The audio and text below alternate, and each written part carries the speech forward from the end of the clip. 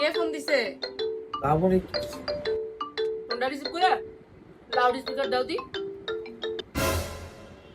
Hello, hello ভাইয়া, কেমন আছো?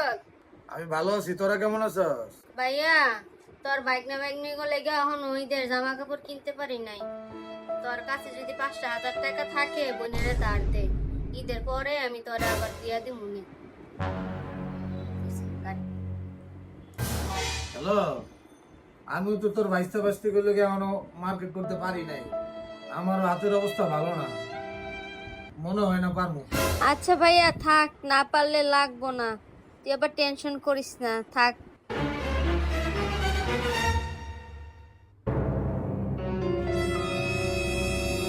ওই তোর মোবাইলে 10,000 টাকা পাঠাইছি, ওটা দিয়া তোর গোলামের লেগা ঈদের জামা কাপড় কিনিস, আর যে টাকা থাকে ওটা বাজার করিস।